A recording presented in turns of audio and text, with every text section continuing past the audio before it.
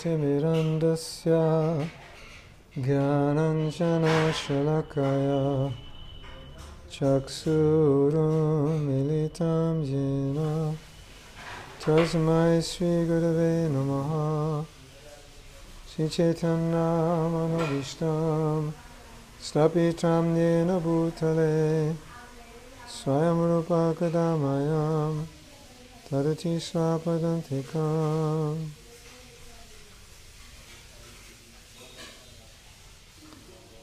Srila Prabhupada ki jai.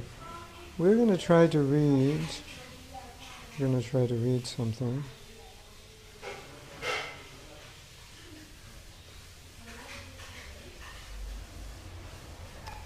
I have this book of quotes by Bhaktivinoda Thakur about love, and it's on my phone. And I'm a little confused as to where we left off. And then also a little concerned if everything is understandable. Anyway, we'll talk about it. You may not understand everything, but at least we can talk about it. And you have questions, then you can ask. Sometimes we get purified, even if we don't understand. And sometimes you have to hear and learn about something you don't understand, and it's actually purifying, because it's kind of, if you don't understand it, it causes your mind to question and stretch and ask questions about it. So let's see if you understand this. There are two moods in the enjoyment of love. They are the mood of direct enjoyment and the mood of separation. Without the mood of separation, the mood of direct enjoyment does not become inspired. Disconnection is called separation, and it causes inebriety and confusion in love of God. During separation, the devotee still enjoys, but direct enjoyment is absent because of intense love. When Ramananda Roy sang a song he had composed, Mahaprabhu became overwhelmed in ecstasy and immediately covered Ramananda's mouth with his own hand. The song contained the words Radharani spoke while she was separated from Krishna. This proves that even while experiencing separation, the devotee can still enjoy. That's from the Chaitanya Charitamrita. I think that's Bhaktivinoda Thakur, quoted from the Chaitanya Charitamrita. So we have this, I don't know if we talked about this before. We must have talked a little bit. We have this dilemma, or this, what seems to be a huge paradox, is that in our philosophy, we teach the sweetness of separation. And nobody really, at least in immature stages of devotional service, it's harder to experience the bliss of separation because we're feeling more the pain of separation. But in a Krishna conscious state, the pain of separation is a sweet pain. Like sometimes you'll read a book or see a movie, and in the movie there's separation or there's tragedy. And then you would think, why would anyone want to see a movie of separation or tragedy? What pleasure is there in that? But we get a pleasure from it, isn't it? There's a sadness, it brings emotion out. When we feel some kind of pleasure, we get pleasure from the movie even though it's sad. You might say, oh, that was a sad movie or a sad story. Did you like it? Yeah, I really liked the story. It brought out so much emotion even though it was sad. So separation may externally seem sad, but internally it's very blissful. And I was reading something the other day where Prabhupada said, I only met my spiritual master 4 or 5 times, but I always feel that I'm with him by service. And then in the early days when Prabhupada was leaving New York, devotees were feeling separation, naturally. And Prabhupada said, we're always together, I'm always thinking of you, you're always thinking of me.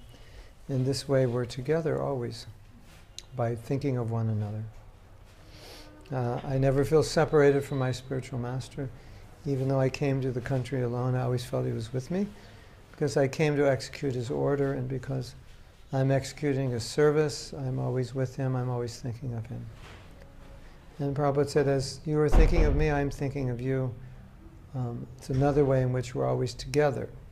So, what Prabhupada's trying to say on the transcendental platform, separation doesn't really exist. It only appears to exist. But it doesn't exist. And in separation, there is closeness. Can you give them some cushions? Here, would you like to sit here? Go ahead. Here. I'm going to grab your knees. Go ahead. Sit here. Go ahead.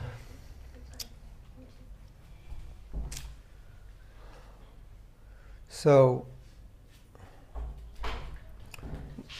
the way Shastra explains, is you experience separation externally. So you're not physically with the person, but internally you're with them. And then Prabhupada gives the example. He said, I met my spiritual master 4 or 5 times. I have godbrothers that got a lot of personal association with Prabhupada. He said, but they're not following his order. So when you follow the order, that's when you're close, not physical. You can be physically present and not follow the order, and you're very far away. He said, but if you follow the order, then you're always with your spiritual master. So in that sense, separation is a form of intense meditation, because you're always thinking of the object you're separated from, right? That's the idea. That's the idea that there's meeting, in the sense, there's meeting and separation, that you're actually not separated, because Krishna and the spiritual master are not, their association is really had through their instruction. So Prabhupada said, I never felt separated from my spiritual master. There goes my duty.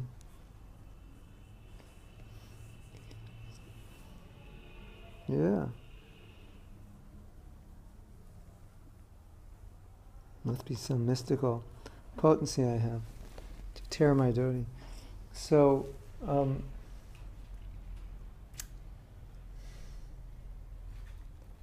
he said, when you follow the order of the spiritual master, then you're with the spiritual master. If you follow the order of Krishna, you're with him. So, in that sense, you can always be with Krishna and the spiritual master. There's no separation. Separation is, it appears to be separation, but it isn't. And the remembrance is more intense, and therefore it is said that in separation, the meditation is stronger. So it's considered the highest, strange as it sounds. The gopis, Krishna left when he was a young boy, like 8 or 9. And he didn't come back for like 90 years. So they didn't see him for 90 years. But they were actually seeing him in separation, perhaps more intensely and more feelingly than if he were present. So, as we were discussing yesterday, Krishna he's a connoisseur. He knows how to cook. And what does he cook? He cooks rasa. And what is rasa? Rasa is the taste in the relationship. He knows how to cook it. And staying away for 90 years cooked that rasa, more than if he would have stayed there. Yes? So, some people might say, well, he's very cruel. He left the Rajabasis to be, he separated from them. He left Vrindavan, And now they're all miserable. They're all crying in separation.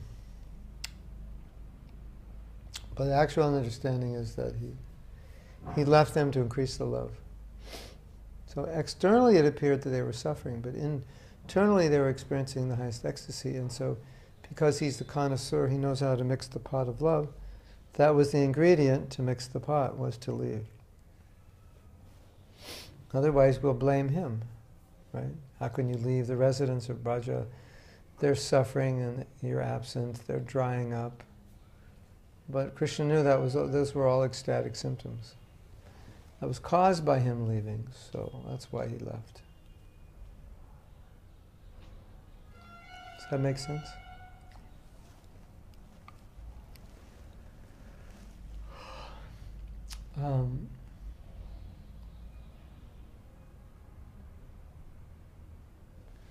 There are many letters in which Prabhupada said we're never separated.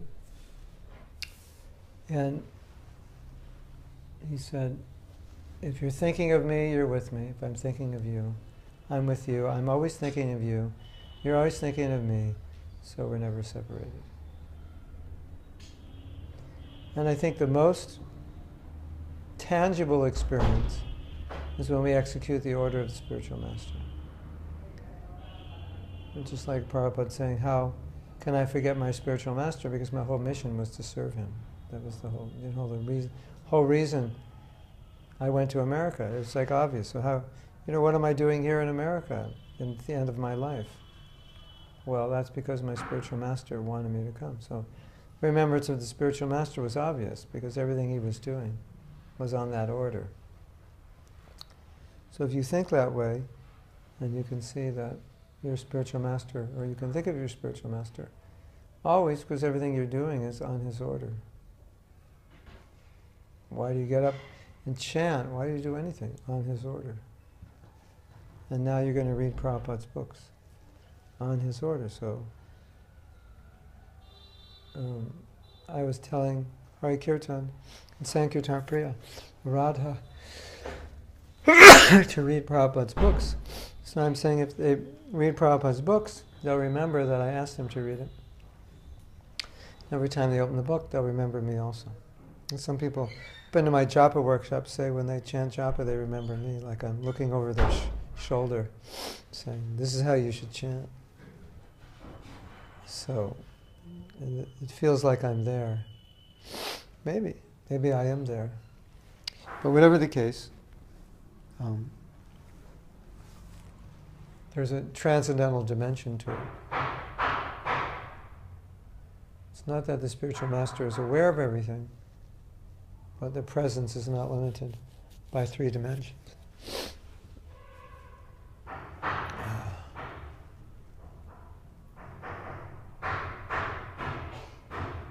We have some background music here.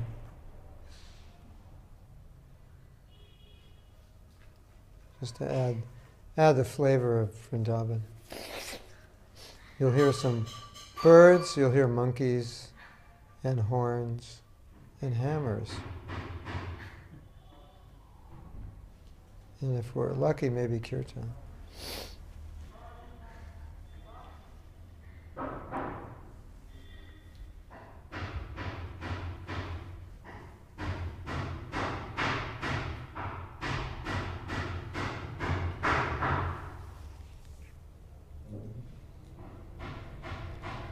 What is enjoyment like during separation?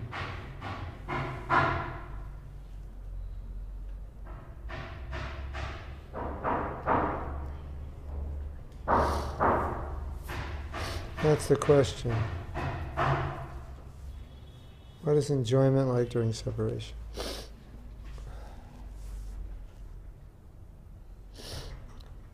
Just as there is enjoyment during loving, there is enjoyment during separation. In the mood of separation, one becomes particularly confused. The devotee might mistake a tumultree for Krishna, just as we might mistake a rope for a snake.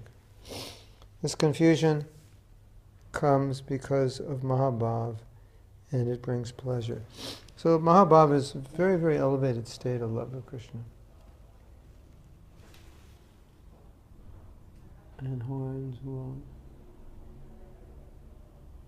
Oh yeah, I told Yamini we're going to create a device. When a car drives by with a horn, you just press a button and it cancels the sound. It's noise cancellation technology that's used for headphones. It sends a frequency, and when these two frequencies come together, they cancel out. So instead of a loud horn, it'll be quiet, and everyone can walk around India with his own canceling out horns. Be a big product, right? Yeah, I mean, you'll figure out how to make it, right? It'll be great. Just cancel out horns. In fact, you could sell to the government, and they could just have it, this frequency constantly, so no horns will work. No luck? He's saying he'll stop. He'll stop in 5 minutes, Indian time. So that means they'll be banging for a while. Right? I joke with Indians that I'm going to start a university in India, and we're going to teach 3 subjects. One is how to tell time. Second subject, how to form a line. How to tell time. Second subject, how to form a line. Form a line. You know, where you get in the line. They don't know that you're supposed to get in the back, so they don't know how to form a line. They don't know how, they can't figure out how long 5 minutes is. They don't know what 1 o'clock is. And then to drive between the lines on the road, because although you have very good universities in your country, in this country, none of the students learn those 3 subjects. So I will teach those. It will be a special institution. Special institution. You will learn how to tell time. You will learn how to drive between lines, and you also learn how to know where you fit in a line and how to stay in that spot until you get to the front without butting in front of anyone else. That's something that they've yet to learn in India. Yes, you agree? Yes. Just as there is enjoyment during loving pastimes, there is enjoyment during separation. In the mood of separation, one becomes particularly confused. The devotee might mistake a tumultree for Krishna, just as we might mistake a rope for a snake. The confusion comes because of Mahabhav, and it brings pleasure. So, I'm saying here, in this example, separation is, the love is so strong that in separation everything reminds you of Krishna. So you embrace a tumultree, oh, that's Krishna.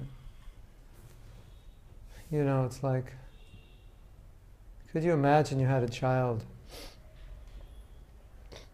and the child died when he was like 10. And you're walking down the street one day and you see another child that looks exactly like, wow. That child will remind you of your child. And so everything reminds the devotee of Krishna. So there's, in that sense, no separation, because in the separation you see Krishna everywhere. Then you're thinking of Krishna, then you're not separated. That's the paradox, right?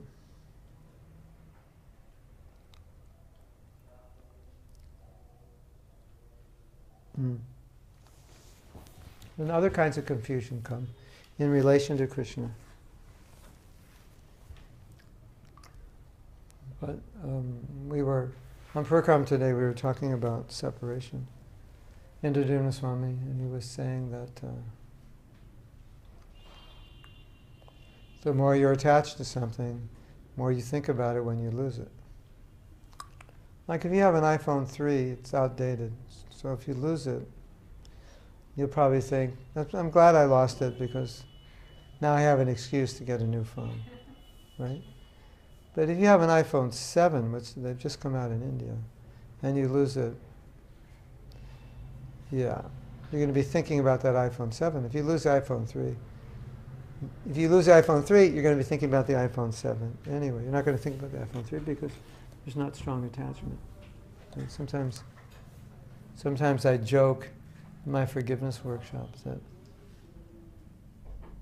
let's say you're best friend ran off with your wife, how would you feel? That emotion, that hatred and all of that, how would you feel? Then I joke, I say, well, if you didn't like your wife, you'd probably feel good, right?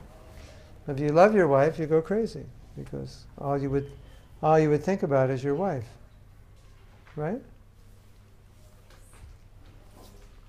So, separation is proportionate to love. Thank you. It's very fragrant. What kind of flowers are these? Jasmine. Special jasmine. Vrindavan. So that example is given that you love something so much, the more you love it, the more you think about it when you lose it. And the idea is, thinking about Krishna is absolute. So if you think about him, he's present in your thinking. So if you feel separation, and the separation, if you're away from Krishna, but it causes you to think of him more than when you're with him, and by thinking of him, you're with him, then there can never be separation, or separation is even closer. So in this example that Prabhupada gave, he said that there's a saying, or at least he gave this example, that a mosquito may sit on the lap of the king, but it doesn't do anything beneficial, it just bites the king. That's his. So you can say he has the association of the king, but all he's doing is biting, right? So we may have the association of the guru, but that doesn't mean anything. So Prabhupada said, my godbrothers, they had constant association. I only had 4 or 5 times. But he said, but I always feel close to him. He only met him 4 or 5 times and he feels close to him. That's amazing. It's the order. Executing the order. Whoa. Dangerous. Yeah. Guru Nishta says, there's also separation from Vrindavan. So Yamini and Guru Nishta were just here and they're feeling separation from Vrindavan. And my daughter's already feeling separation because she likes it more than Mayapur. That's not true. Yeah, I'm thinking you have to go back to Mayapur, you're going to miss Vrindavan. Well, when you're in Vrindavan, you miss my puja. Well, that makes my point. So now she's thinking of Mayapur. Anyway, when you come to Vrindavan and you leave, you'll think of Vrindavan. Anything that's dear to you, you think of. And then by thinking of it, you're there. That's the idea. So that's how we understand separation, that it actually increases the thinking of something, of someone, or some place, increases the thinking of Krishna or something in relation to Krishna. Think of Krishna, you're blissful, right? At least you're supposed to be. Yes?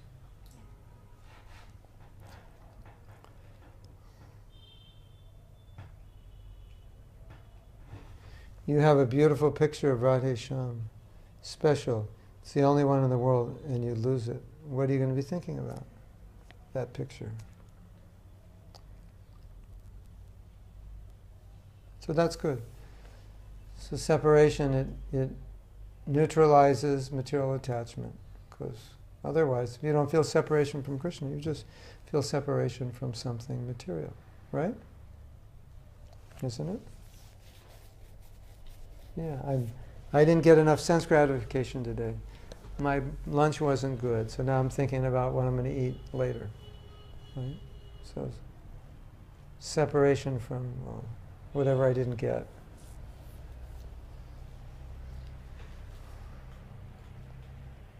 So, yes, okay. Any questions so far?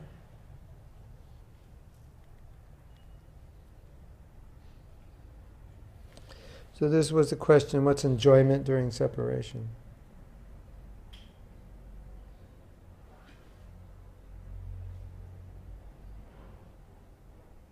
You get to see Krishna everywhere.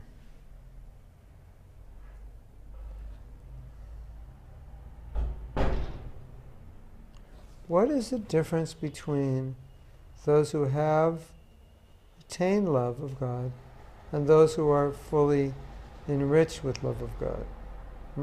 Good question. Love of God is the living entity's ultimate goal. When bhava is fully mature, it is called prema. When a living entity makes further advancement, becomes inclined toward Krishna, he gradually attains the temple of love of God. There are thus two stages in love of God. The stage where the devotees have attained love, and the stage where the devotees are fully absorbed in ecstatic love.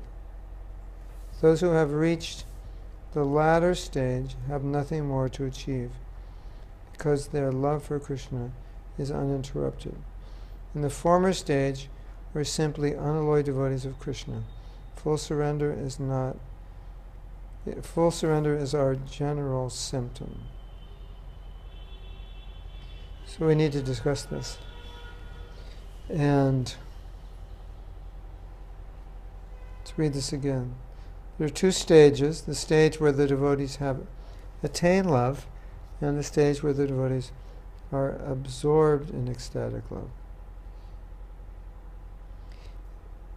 If you reach the latter stage, absorbed in ecstatic love, they have nothing more to achieve, because their love for Krishna is uninterrupted. In the former stage, we are simply unalloyed devotees. Full surrender is our general symptom.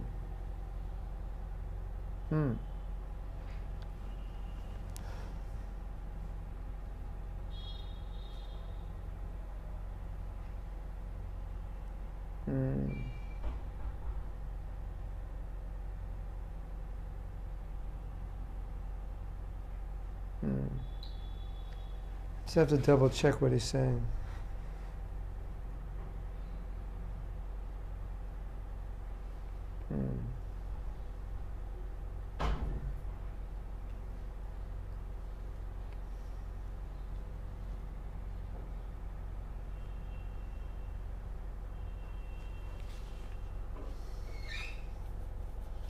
Full surrender is a general symptom of love.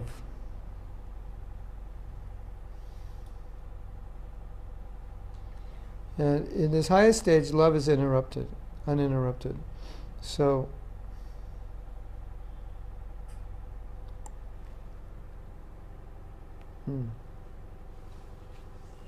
it's in our Shastra, it describes the different stages of love. And so there's different stages of meditation. And as you go higher, there's less interruption. In samadhi, there's no interruption. The devotees, they talk about meditating on Krishna during japa. The qualities, the form, the pastimes, right? So we're looking at a picture and we're meditating. Let me read something to you. You'll like this.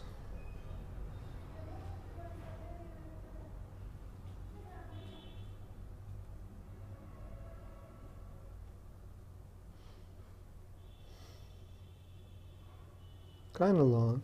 Let's see if we can discuss it. At first, the devotee hears the name and receives the seed of devotion. By very careful cultivation through regular chanting, making a concentrated effort to become free from the offenses, a Vaishnava must learn to do japa by clearly pronouncing all the syllables and words of the mantra. When the name is clear, steady, chanted with delight and without great effort, the devotee may delve deeper into the name by taking darshan of the Lord while chanting. So, saying when you get to a more elevated stage of chanting, you can see Krishna. Nama Rupa. The next thing is the Rupa. Sometimes like we hear like people chanting, they chant so fast, like if like from outside like we are hearing, so So I cannot make it like he's pronouncing the whole mantra. So what do you do?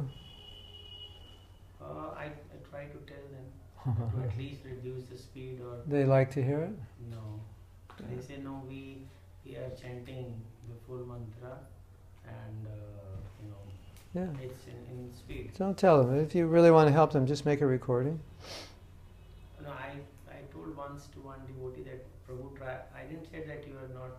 I said I couldn't hear it what you're chanting, so I would request if you can record your chanting once, at least one round, and then hear it how Yeah. it sounds. Well, if you want to do that for them, you can just chat next to them very silently. And if you really think they need help, and say, could I just play this for you? I think it will help you if you listen to this. And they'll go, what is it? It's your chanting. You're not chanting the whole mantra. And let them listen to it. They can't argue with the recording. Right? But they might, I don't know, they might get upset that you did it. But that's for your judgment. But yeah. Nobody likes good advice. Unsolicited good advice, nobody wants it. Yes? Maharaj, how do you see Krishna while you're chanting? It's like pictures or what? Krishna's not different from his name. So, How is it? so because we live in the world of duality, we can't understand. Because we think it's like, We should like focus on the No. syllables when we chant. you just chant, it'll happen. So you don't need to ask the question because it'll happen naturally. Only to It's the feeling syllables. or it's pictures or remembering? Anything. Presence. Prabhupada said you can feel the form. Like, you ever have a ghost attack you? You don't see them, but you feel them. Right? That would be like a very higher stage of Yeah, it's Baba. bhava. It's Baba. Like we can focus on the syllables only, what we are chanting. You can focus. You can pray for darshan.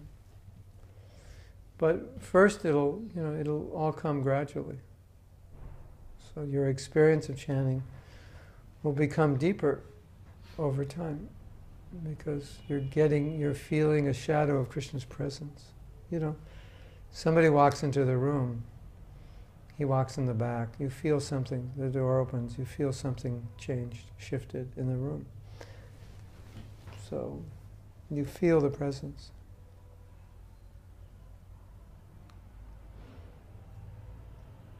And what should be the thinking in separation?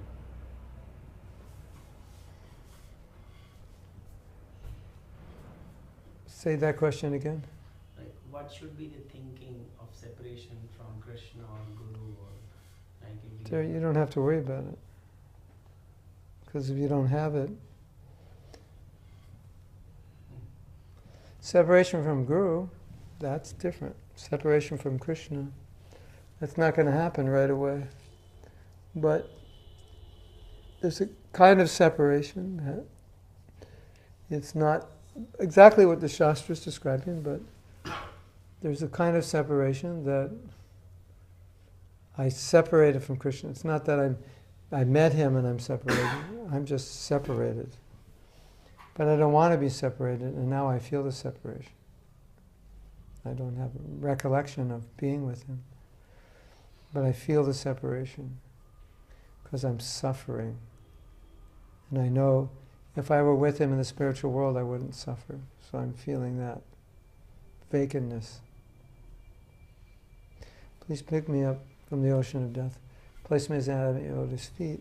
I've fallen. I've fallen. Pick me up. So if he picks you up, And Maharaj, is it like good to pray like I want to be here in this world to serve the devotees or not if it's not real. It's not good if it's not real. if it's not real? But if it is real, Then you wouldn't have to ask the question. from you I'm asking, it's like If it's real, that's how you'll pray. If it's not real, it's artificial. In the same way, If it's real, you'll realize Krishna in His name. If it's not real, it's artificial. Because I don't intend to go back. I don't think of that actually. What do you think of? I want to stay here to serve the Harinam. No, that thinking is a philosophical understanding. But for you to think that way, it's not your realization. Because you can't have that. You think you're feeling it, but you're just thinking that this is the proper way to think. But you can't feel that if you're not on a higher stage. You just think you feel it. Because you want to come back, and then what are you going to do when you come back? Go to a few movies, mess around. No, not that. No. Not that thing. No, that's what Prabhupada said. That's what you'll do.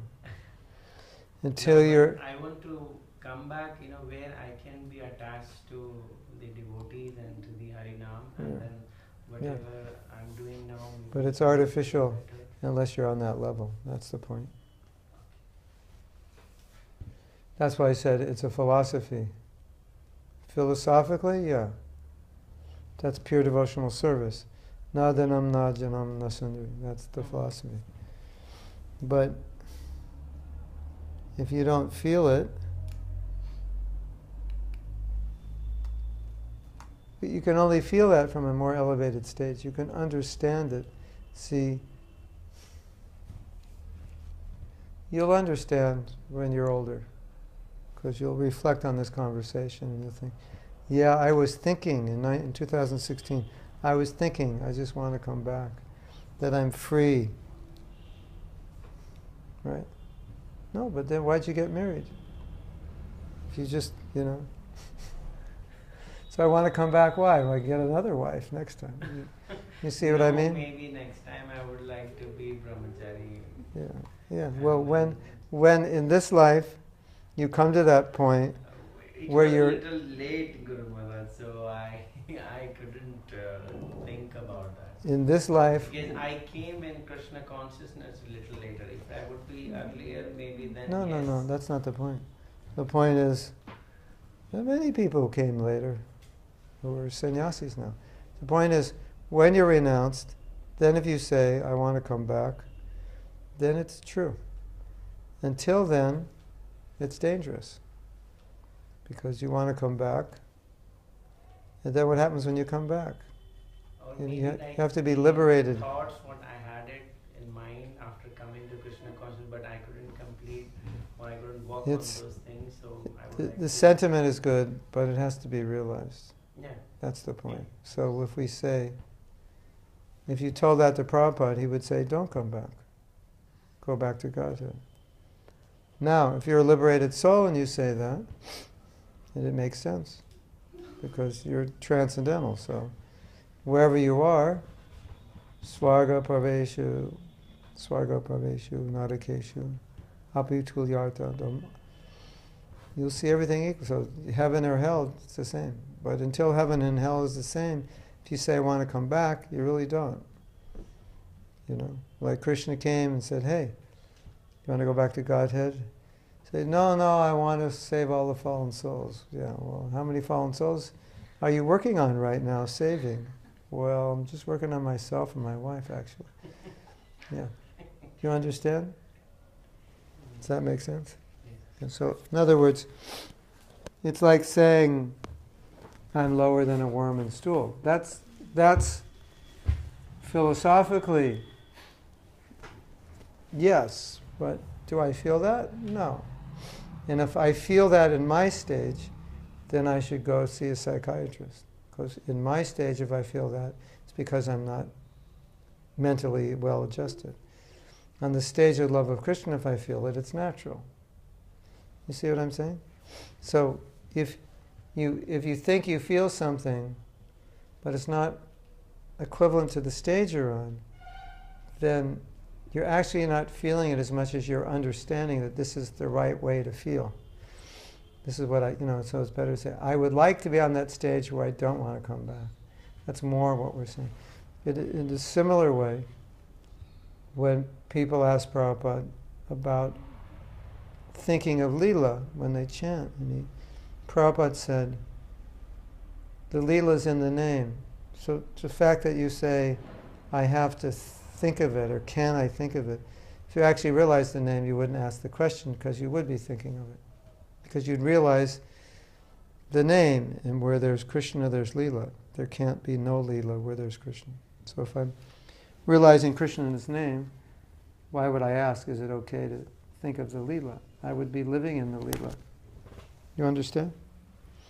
So Prabhupada said, it's artificial to some degree that you want to think of the Leela while you're chanting. Now, if you're reading about Damodar and you're absorbed in it and you're chanting around and you're just thinking of the Leela, that's natural, right? But to kind of like, I'm chanting and then get my mind, page 83 of Krishna book, and I'm chanting. And Prabhupada said that's artificial. Because it's kind of like saying, your parents arranged your marriage and you don't love the girl. And you're telling me, I love her. I say, why? Because she's my wife. I love her. And I say, that's the textbook answer. You don't feel the love, you're just supposed to love. So you say, I love her. Really you don't. But it's kind of like potential. No, well, potentially I do. That's how it should be. And I would say, well, when you feel the love, then you could say you love her. Until then, you're working on it. And you know that's what I'm supposed to do. I mean, she's my wife, I should love her. Right? So,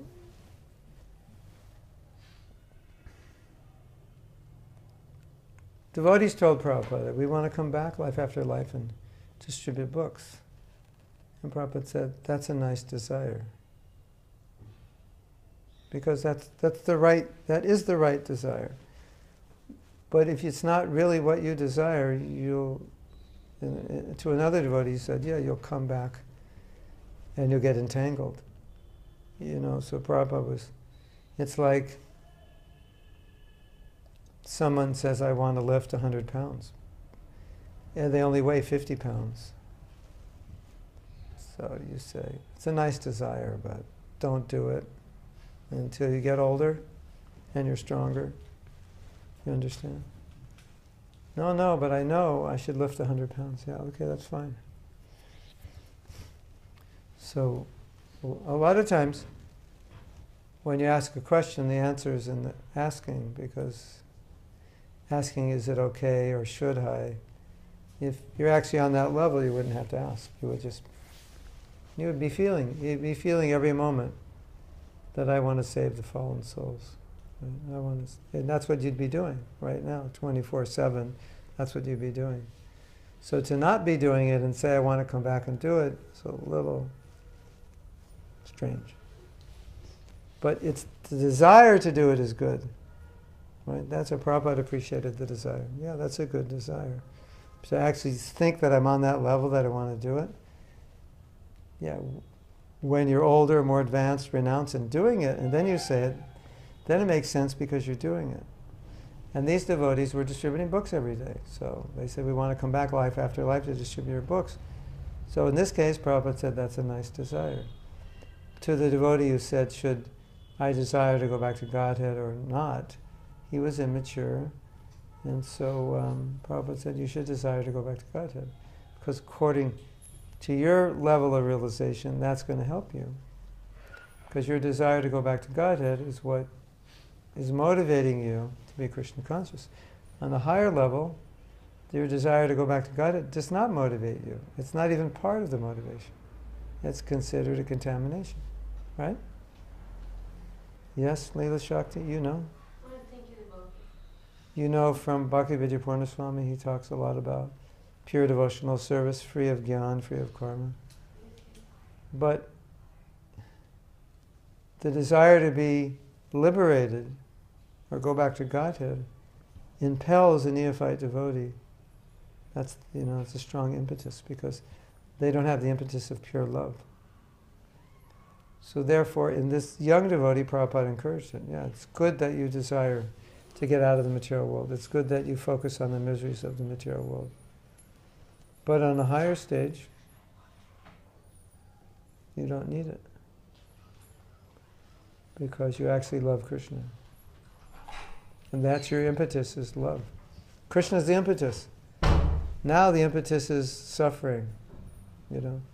Someday, if you have a quarrel, then you become very detached. Oh, I'm finished, material life. That's what Prabhupada calls cemetery renunciation. Or the sannyasi, he describes the sannyasi. He's renounced out of frustration, not out of realization. Right, a frustrated sannyasi. So sometimes that happens. So anyway, that's the answer. It's good that you desire that. But when it's real. Yeah. Especially, it's kind of funny. It's like, I just got married and I said, I want to come back life after life. And it sounds like I just want to go around the world and, save the fallen souls. This thing is very way before actually, but I just asked today. Yeah, anyway, you understand what I'm saying. Yes. Not trying to embarrass you or anything. It's okay. But sometimes we just have to tell it. Yeah. Sometimes somebody would get married and then they want to take sannyas. So, I want to save the world. And Prabhupada said, why'd you get married? If that's what you want to do. No. So you work those desires out. You cultivate your desires to preach. You advance. And then someday you'll say that because from head to toe, that's how you feel and that's how you live. And then you don't have to say it because it's just you live it. That's, your whole existence is, I don't want to go back to Godhead unless I can save the fallen souls. I was with Indradumna Swami and he had a case of skin cancer. And skin cancer, when it's malevolent,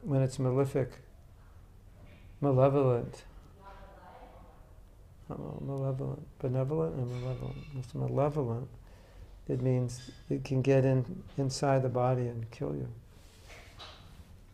So he had it and he didn't know whether he was going to live. And he said, I don't want to die now because I have all these preaching programs for the next 20 years.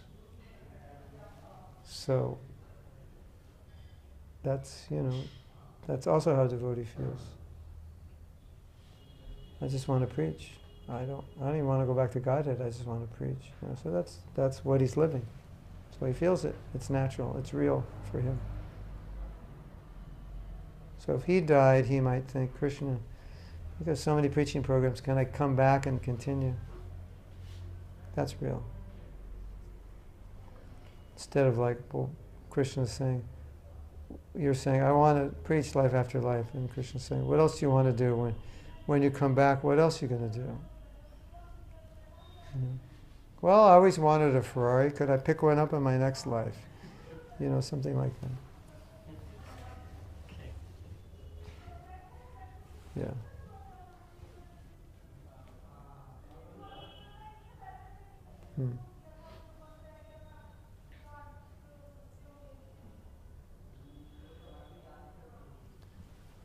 Okay.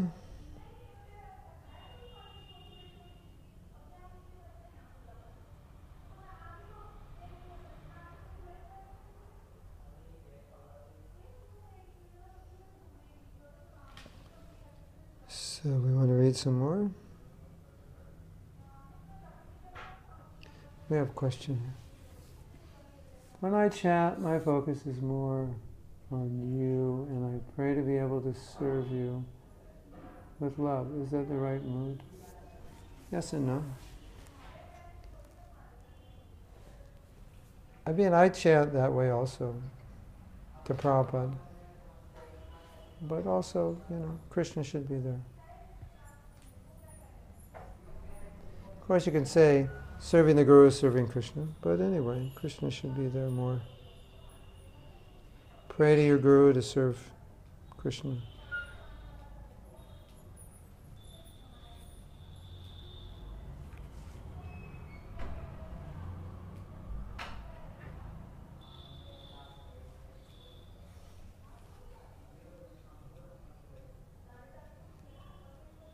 what is the difference between those who have attained love of God and those fully enriched with love? Okay, we read that.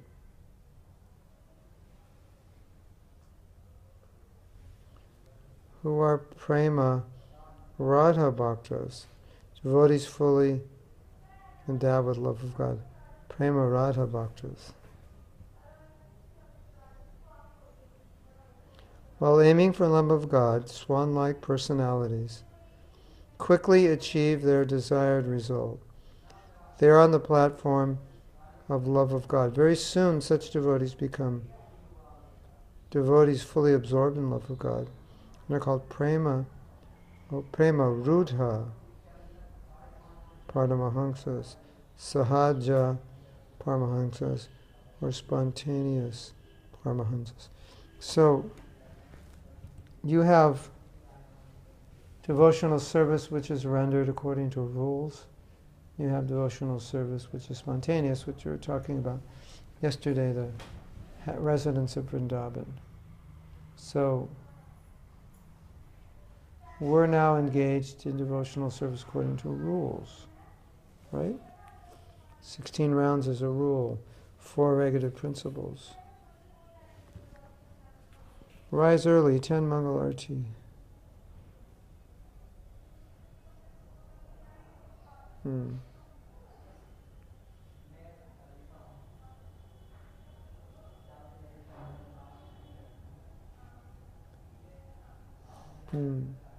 So,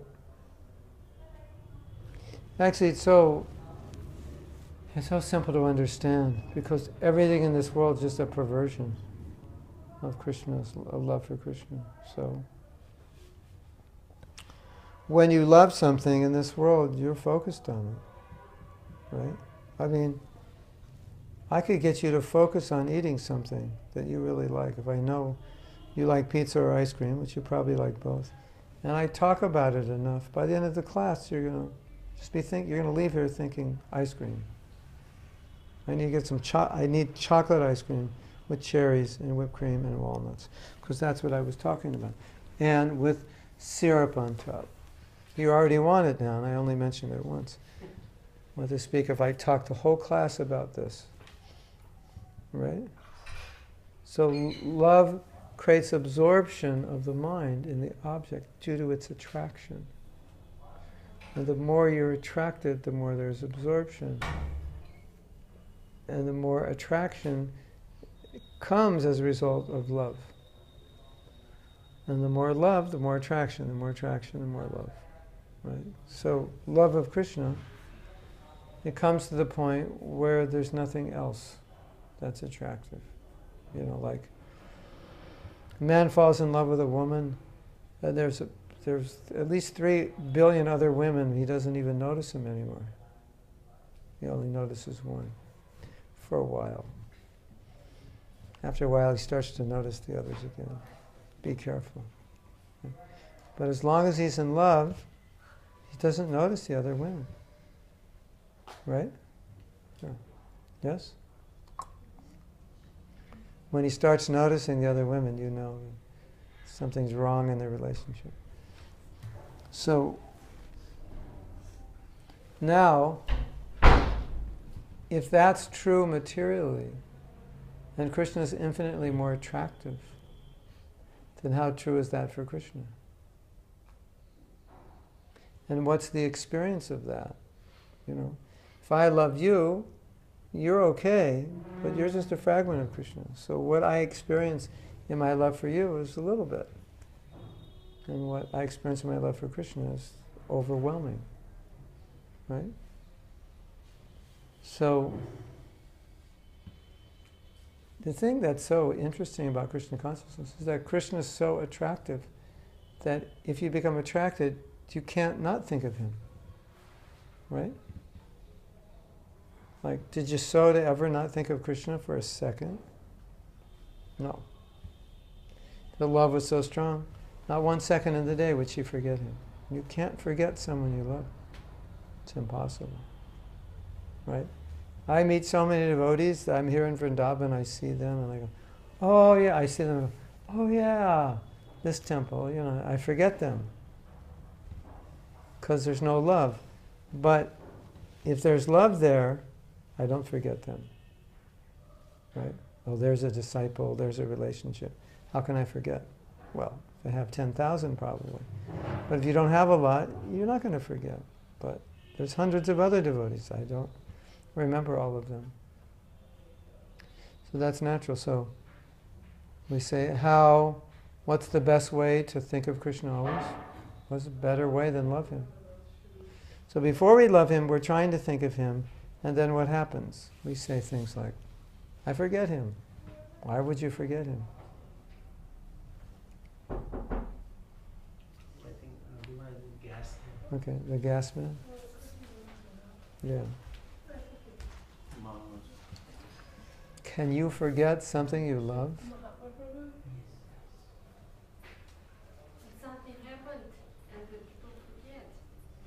So maybe if you lost your focus on Krishna and shifted to material enjoyment, Yeah. you forget it easily. Yeah, then you remember your material enjoyment, but not your... Yeah, you remember whatever, like Prabhupada said to someone who didn't finish their rounds. He said, I don't have time. And Prabhupada said, do you have time to eat? He said, yes, Prabhupada, I have time to eat. Well, why do you have time to eat, but you don't have time to finish your rounds? Well, the answer is obvious. I like to eat more than I like to chant. Right? So, do you just forget 3 meals? Like it's at night, at 9 o'clock at night, and you think, you know what, I actually I'm thinking now that I forgot to eat today. That's pretty rare, isn't it? It's 4 in the morning and I actually forgot to go to sleep last night. Does that happen? No, we love to eat, we love to sleep. So you remember what you love. So full absorption, samadhi, is a byproduct of love. The more there's love, the more you remember. Does that answer your question, or are you talking about? On what stage we can't forget? Well, prema. Prema or before prema? Yeah, well, each stage is more. But on prema, then, it goes through various stages of love. Or the end of the last stage of bhava. Something like that. Very elevated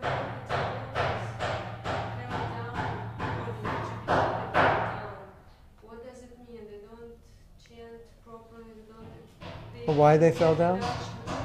Why they fell down? Or what does it mean? Because they have their faith or intense love, or why, or they didn't get the darshan of Krishna. Why it happens if it's very sweet taste? Why it happens?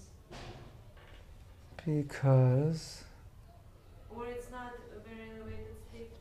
get a neem leaf, chew on it, and then eat sweet rice. And then that will answer your question. And I'll say, why doesn't the sweet rice taste sweet? It's sweet. This sweet rice is delicious.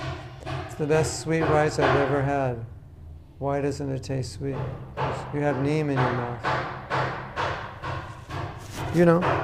To the degree that we want to enjoy independently of Krishna, it spoils the taste. And as conditioned souls, we exist on Krishna's mercy, and if we pull out the plug of mercy, maybe can you lock the...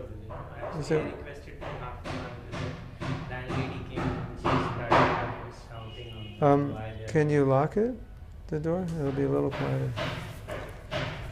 the voice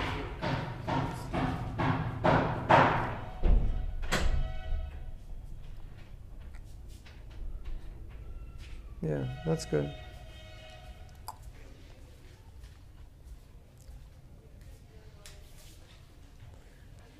In sadhana, sadhana exists because of past, our ability to perform sadhana comes from our past piety or past samskars, our determination, freedom from sin, and our love of our Guru. That's where it comes from. Because the impetus to love Krishna is not strong.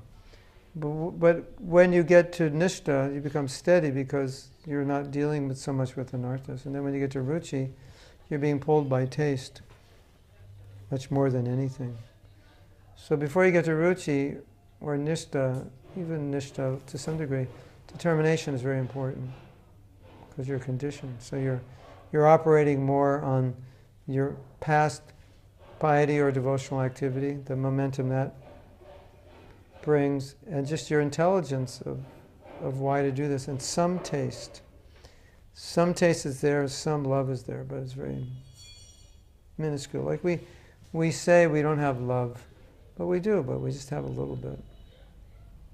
Then each stage it gets greater, that it matures in prema. So when you begin, there's a little bit of love.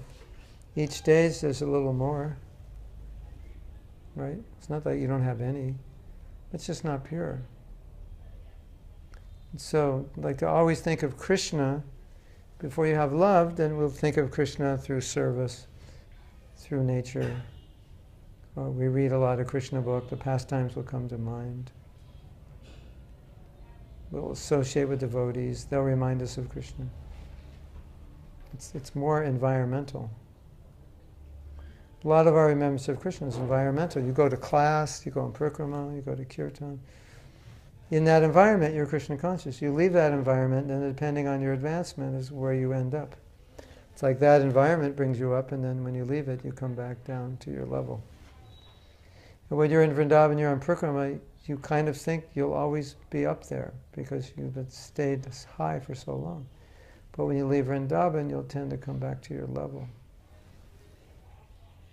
And so, on that level, it requires some kind of force, or it's a little artificial to think of Krishna. But at the same time, there's still taste. Because within the lower stages are seeds of the higher stages, or traces of the higher stages. So obviously we get taste in lower stage. And when you have taste, you think of Krishna more. When you have less taste, you think of Krishna less. Right? And when you have love, you think of him always. So Krishna is in the Gita saying, always think of me, become my devotee. Why would he say that? Because we have to force ourselves. But thinking of him could be thinking of his instructions, thinking of his service. In other words, keep your mind on me. Why do you have to tell? Do you have to tell a pure devotee, keep your mind on Krishna? No. Because he realizes the attractive nature of Krishna. So his mind's always on Krishna. Right? That's all right. Yeah.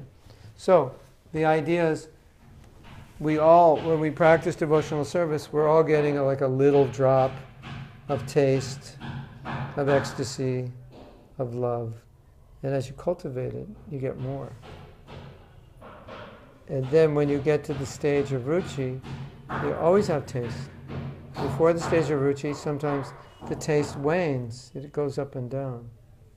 Right? Because you're not on that level yet. So, you get taste at Nishta, Anartha Nivritti, Bhajana Kriya, there's all taste. But it's not steady.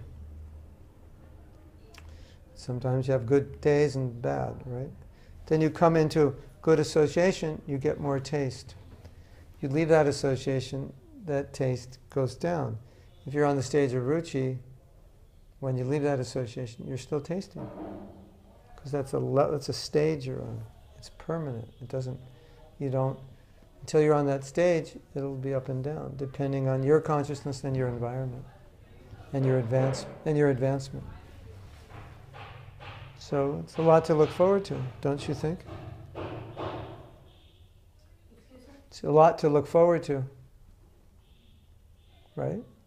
If you get to the stage of ruchi, that's fantastic. You have a lot of ruchi already. But when you go back to Racha, you lose the ruchi, right?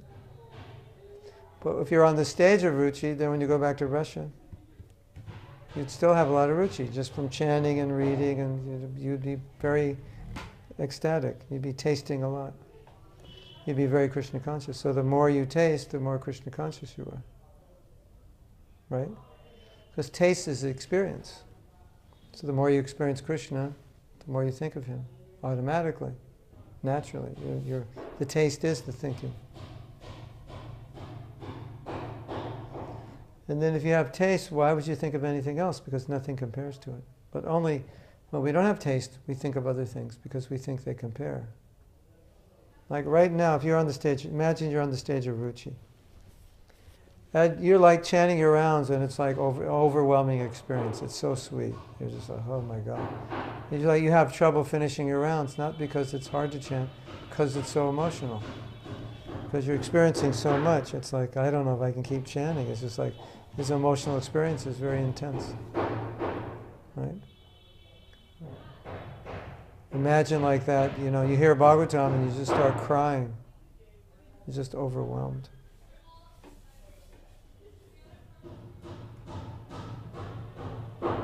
That's Ruchi. So that's going to happen. You're in Russia, you're in Vrindavan, wherever you are. You're going to be overwhelmed by that taste. Right? Even if it's not devotees around you. Yeah, it won't matter. It won't matter. Does pizza taste good in Russia? I mean, very good, yeah. If you eat that pizza with non-devotees, does it still taste good? Yeah. And you like pizza, you have a taste for pizza, so it's going to taste good in Russia or India with devotees, with non-devotees. Okay, nicer with devotees. But it's going to take, because you have a taste for it, you've developed a taste. So let's say you didn't like pizza, and you could only relish the taste of pizza when you're eating with other devotees who are relishing the pizza. Then you enjoyed it. Then you go back to Russia, you don't like pizza. But it's like mood catch your consciousness, and Yeah. like in washing machine you can't even. But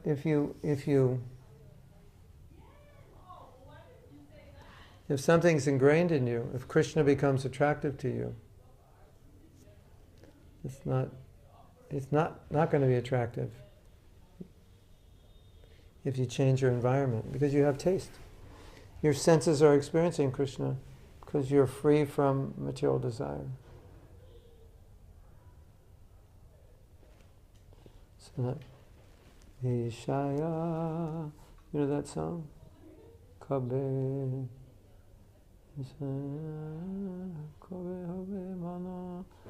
When will I be free from sense gratification? So I can see Vrindavan. So if you're free from that desire and you have spiritual emotion, spiritual vision, anywhere you go, you'll have it. Because now you're on a stage, you're on the platform. Before that stage, you'll get a taste, but when you leave the good environment, you lose the taste. Right? So for neophytes, right environment, right practice is very important. But on a higher stage, like, do you think Dinabandhu Prabhu has a taste? Sure. Yeah, so he talks about Krishna. You can see he's relishing, right? If he goes to New York and has to go wherever he goes to see his parents, he's still going to have a taste. It's not going to stop because it's mature. Does that make sense?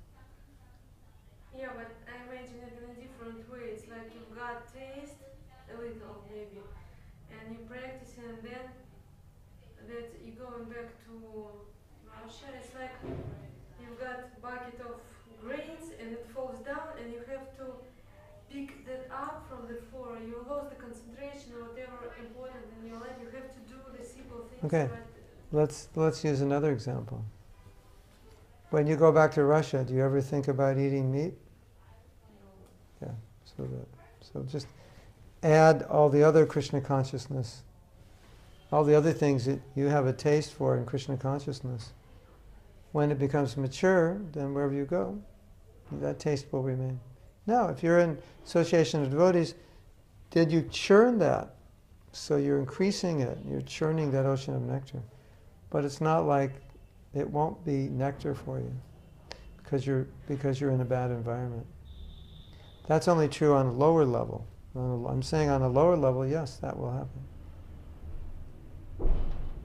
So when you're asking like what happens at Ruchi, yeah, Ruchi, then you're not attracted to anything else. Because you actually experience enough of Krishna's attraction that it's just like so good. You don't want anything else. Does that make sense? Yeah, it's about attraction, yes, right? Okay, imagine the best day you ever had with japa. And imagine that's what your japa is like every day. Automatically it's just like that. Wherever you go, anywhere in the world, at your mother's home, anywhere, when you chant japa, it's like that. But it was unexpectedly, it not depends on me. Yeah, but that's because you're not on the stage of Ruchi. But when you come to stage of Ruchi, it'll be that way every day. That's just how it is. And if it's like that every day, then wherever you go, it'll be like that. Now, if you're here in Vrindavan, it'll be even better. But wherever you go, it'll be good. It'll be rasa. It'll be ruchi. Does that make sense? Yeah. So as you advance, you get there. And then when you come to the stage of prema, it's complete.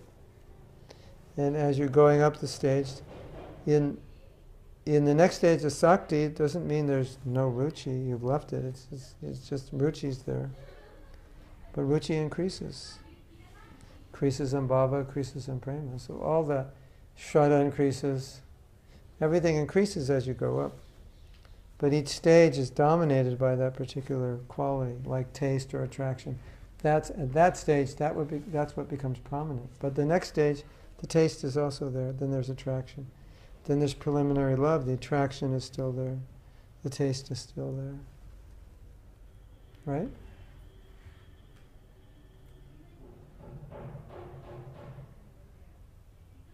Yes?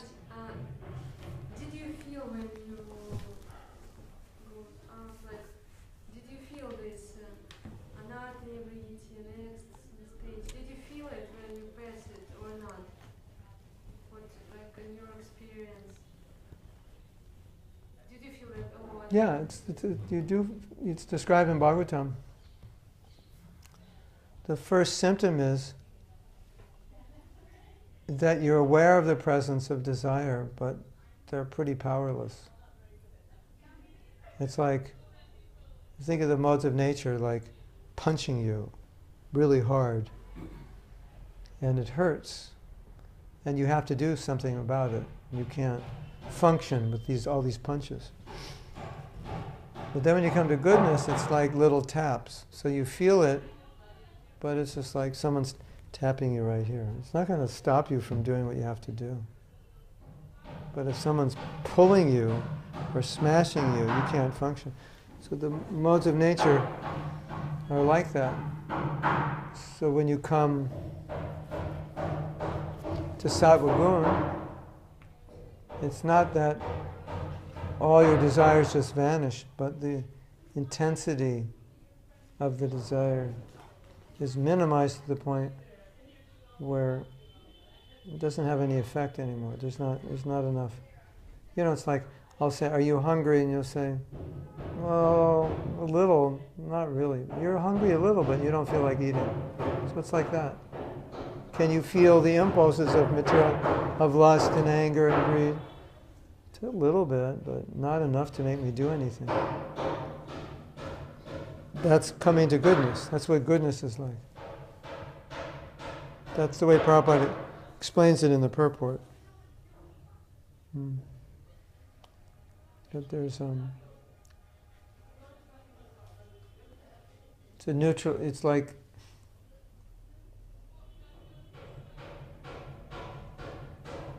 the desires are neutralized. You're aware of them, but they don't have any effect really. You know, it's like, yeah, look at that. Yeah, that's attractive. Yeah, right. But whatever. So it's attractive. You know, it's kind of like, it's like it doesn't mature into anything. It's attractive, but it's just whatever. oh, that devotee, he's so great, this and that, and you feel envy. But it's just very slight. Nothing that's going to affect you at all. So that's the idea. That's why in sattva-gun you become steady, because you're not affected. But it doesn't mean everything's not gone. It's just the intensity is minimized. So the same when you pass another nirviti, you remember that you like something, but you're not so much. But even that will reduce. You'll like less things and you'll like them less. So, it's like, yeah, it becomes more of a shadow.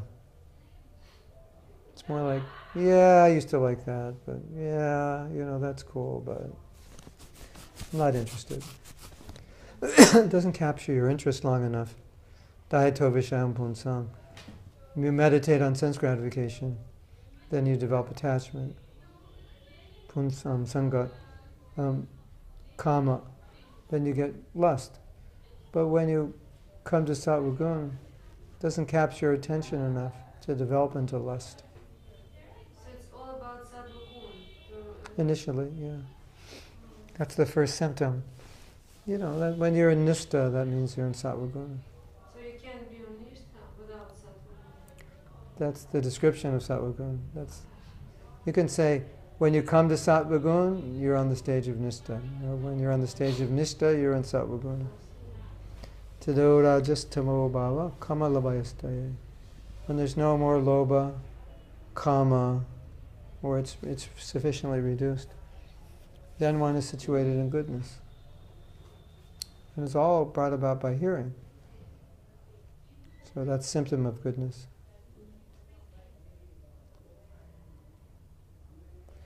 It means that as long as you're in that platform, even if you have desire, it's not going to bother you much. Don't really focus on it. It's not attractive. To act on a desire, it has to be very attractive, right? You have to really like it. Yes? So when you come to sattva-gun,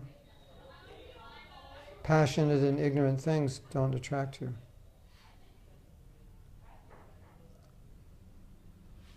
Does that make sense? Yeah, thank you. But the same point is, you can experience it now. It just until you come to that level of nishta, you'll experience steadiness for a few hours, a few days, but you'll fall off of it. When you come to that stage, you remain steady. Right? Is that okay? So we can stop? Doesn't look like there are any more comments or questions. So, it's late in Australia now. This class was partially for Australians. So we'll end here. We'll see you next Saturday. Srila Prabhupada ki jai.